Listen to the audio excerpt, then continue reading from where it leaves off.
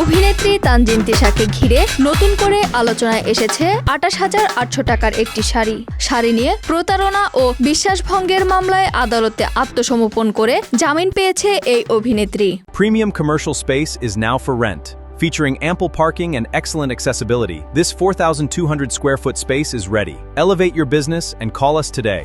বৃহস্পতিবার ঢাকার metropolitan magistrate Mohammad Jewel রানার আদালতে আত্মসমর্পণ করেন তানজিন তিশা। পরে তার পক্ষে জামিনের আবেদন করা হলে শুনানি শেষে তা মঞ্জুর করেন আদালত।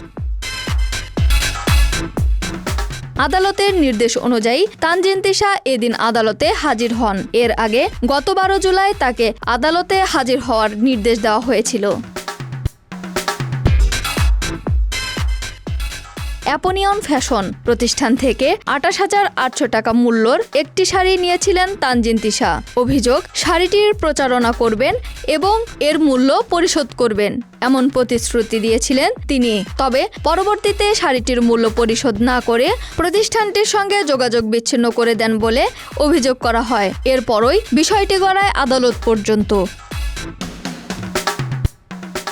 ২০২৫ সালের ৫ নভেম্বর তানজিন তিশার বিরুদ্ধে ঢাকার আদালতে মামলাটি করেন অ্যাপোনিয়ন ফ্যাশনের এক্সিকিউটিভ মোহাম্মদ আমিনুল ইসলাম।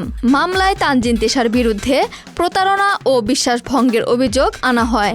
মামলা দায়েরের পর বিষয়টি তদন্তের জন্য ঢাকা মহানগর গোয়েন্দা পুলিশ ডিবিকে নির্দেশ দেন আদালত। জীবন অবাক না করলে কে করবে? ২৮% মিল্ক ফ্যাটের অবাক করার সাথে ফ্রেশ মিল্ক পাউডার। জীবন অবাক করুক প্রতিদিন। আদালতে প্রতিবেদন জমা দেয় ডিবি। সেই প্রতিবেদন আমলে নিয়ে তানজিন তিশার বিরুদ্ধে সমন জারি করেন আদালত এবং তাকে হাজির হওয়ার নির্দেশ দেওয়া হয়। সেই নির্দেশ অনুযায়ী বৃহস্পতিবার আদালতে আত্মসমর্পণ করে জামিন পেলেন অভিনেত্রী তানজিন তিশা। তবে ২৮,৮০০ টাকার এই শাড়িটিকে ঘিরে শুরু হওয়া এই মামলার পরবর্তী আইন প্রক্রিয়া এখন কিভাবে এগোয় সেটিই দেখার বিষয়।